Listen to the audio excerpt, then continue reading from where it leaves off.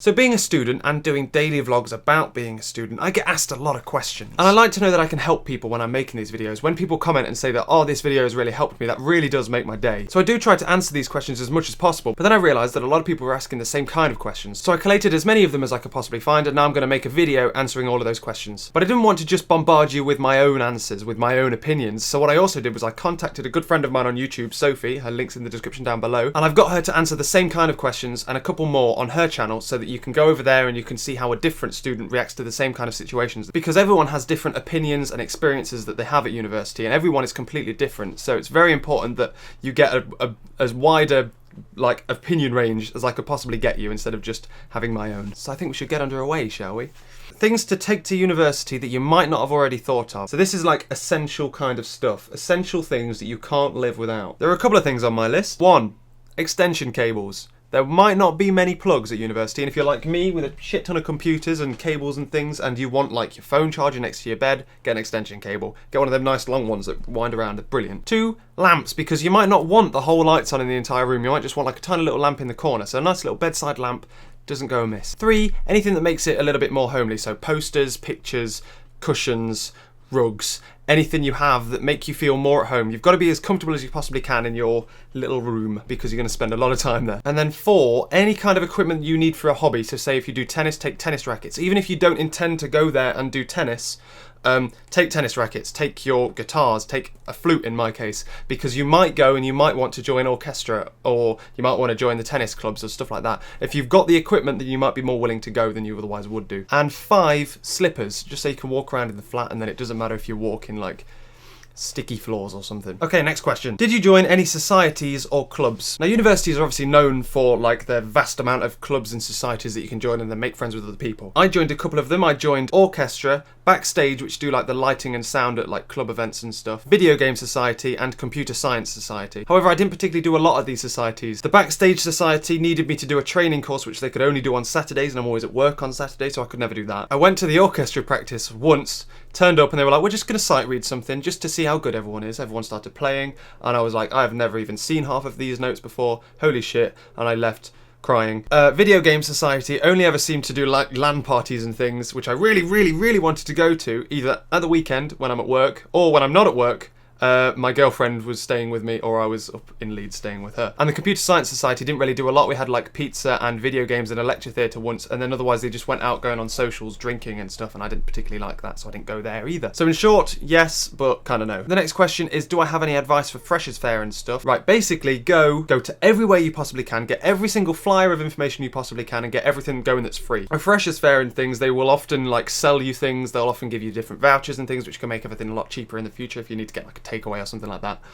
They also usually have like good free stuff, so you get like free memory sticks, free bags. You can't turn up nose with that. I got free pizza last time, it was brilliant. So yeah, definitely that. Otherwise, just pay attention if you're not there for the free stuff. Okay, so next, the best way to meet people. I think the best way to meet people is to go to societies and go to clubs where you can mingle with the kind of people who like doing the kind of thing that you like doing. I'm not particularly a fan of going out at night and making friends that way, because I don't see how that's a possible thing. That's just a personal choice of mine. I don't see how I can make friends with someone on a night out. So the way I made friends was literally like going to lectures, talking to people at my lectures and seminars, and then these society things, which I never turned up to, was my other plan as well, but that didn't go too well. But otherwise, I kind of cheated on the meeting people thing. People knew me when I got there from YouTube, and then I just kind of mingled in with their friend group. So make a YouTube account. Next question is opinions on going out and getting drunk and stuff. I don't personally agree with it. I don't like going out getting drunk. I don't like going out and doing whatever the hell people do when they go out. I just don't enjoy it. The media really does blow it out of proportion. They're always like, oh yeah, students are always getting drunk and meh. And before I went, everyone was like, oh yeah, you'll get into drinking when you go to university, and I just never did. So if you're the kind of person who is like me,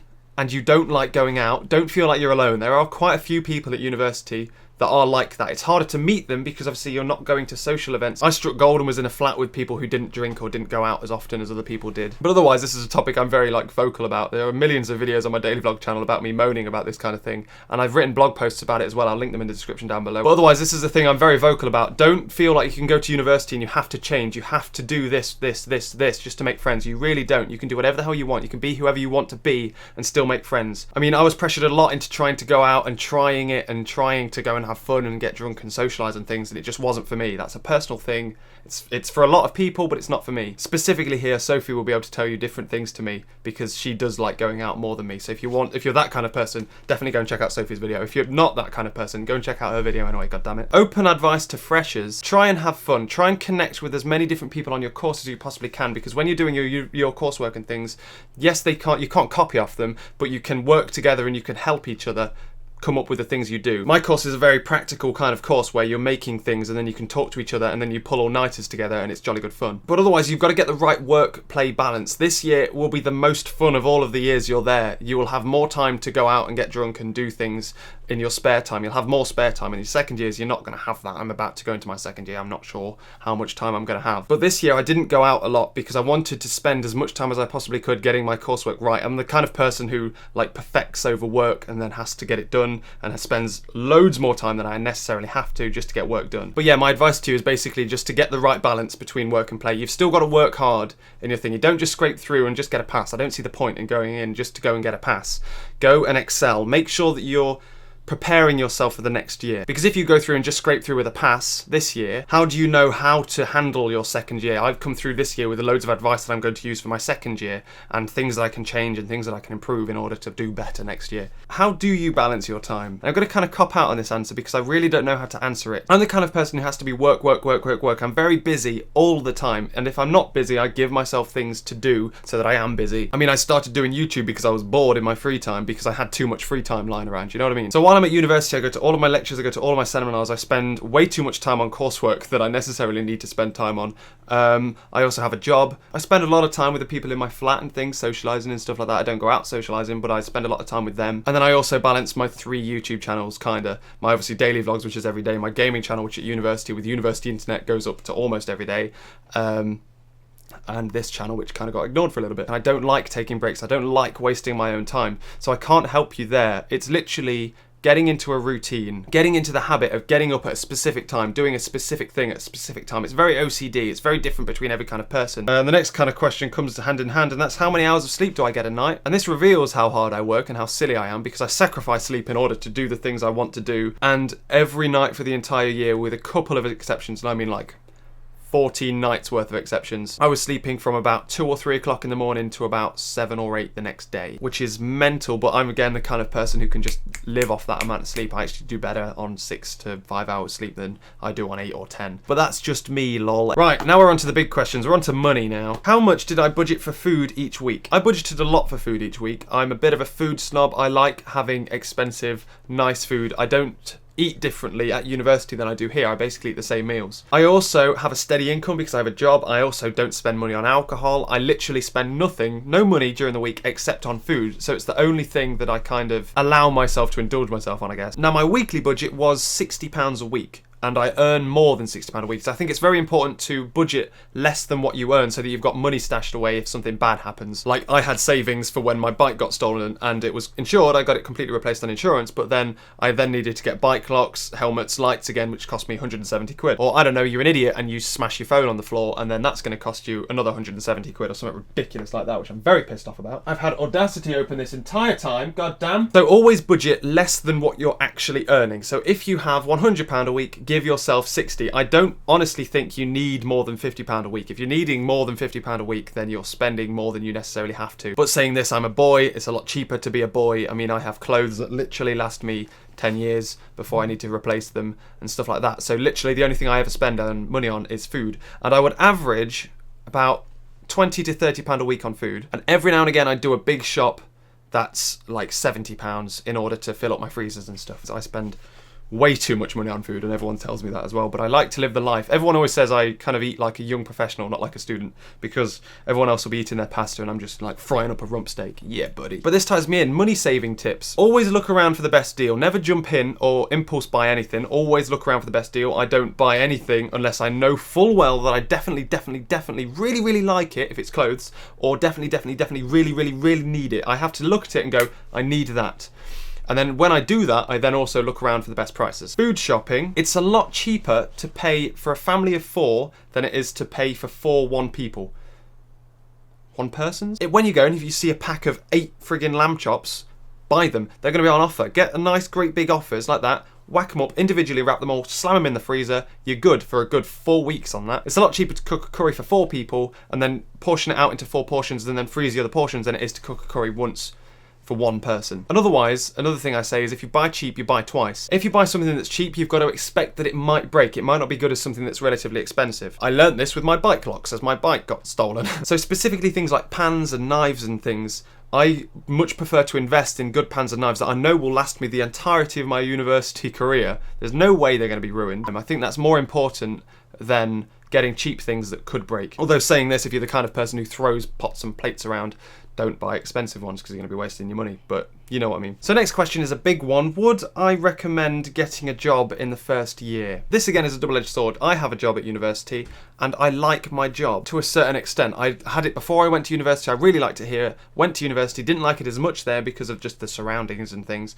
but I enjoy my job. I enjoy being able to sit back and say, I live off the money I earn. I don't get any money from anyone else. My loans pay for my accommodation, so I don't need to worry about that, and then I literally live off my wages. I think that's a very good thing to have. It makes me very proud of myself. However, if I had the option, I wouldn't have a job.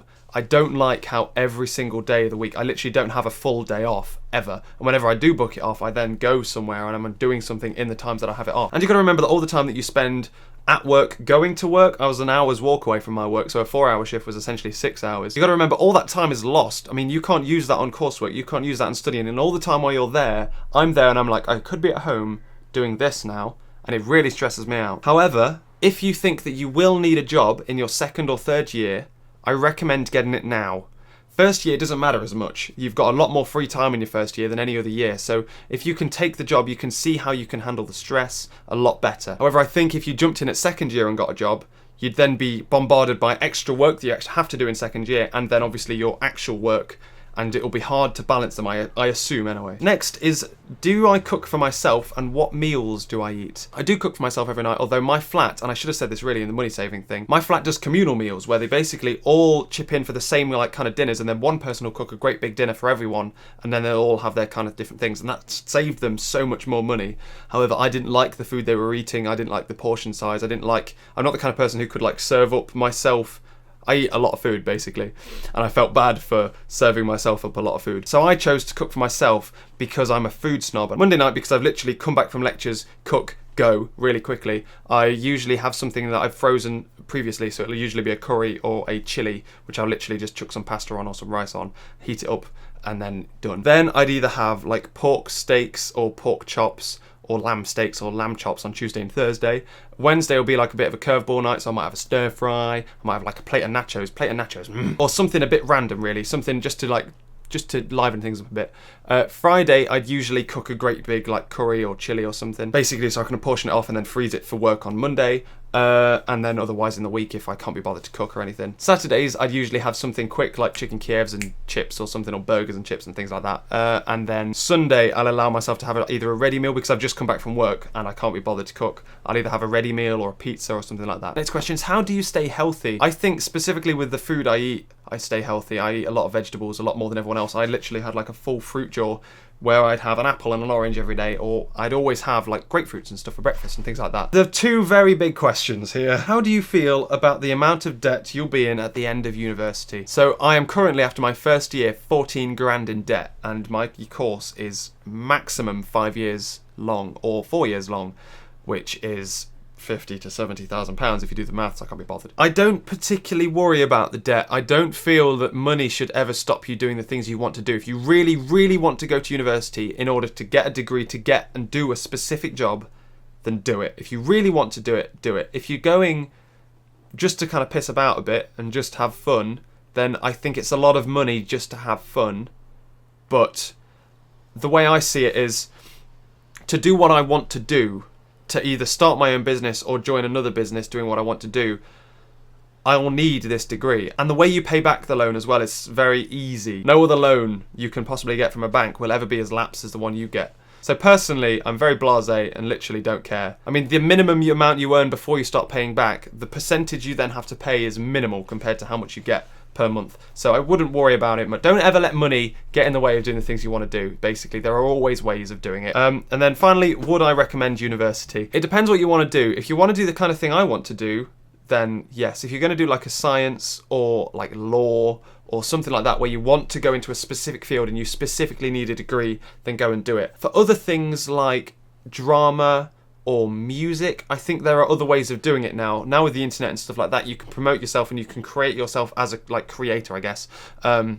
A lot easier than you used to be able to, so you wouldn't necessarily have to have a degree. However, I think it helps. I think the experience is worth going to university for, but only if you're getting a degree that you need. If there is another way in, if there's an apprenticeship or something like that, then that might be the better option. And that's all the questions I've got prepared for this video. If you have any more questions, then do feel free to put them in the comments of either my video or Sophie's video, or on my Twitter or my Tumblr or my daily vlogs. Just get in touch with me in any way, shape or form you can, and I will try and get back to you as soon as I possibly can do. Otherwise, make sure that you do go and check out Sophie's video, because it's very important that you know that everyone is different, every student's different, everyone lives their life differently, and you don't have to follow a certain person. Make your own opinions. We're here to help you, but otherwise make your own opinions and go and experience it for yourself, really. So that's all for this video. I hope you enjoy university. I wish you all the luck you need. If you ever need me, I'm here for you. Thank you very much for watching. Don't forget to check out Sophie's video, and I will catch you later.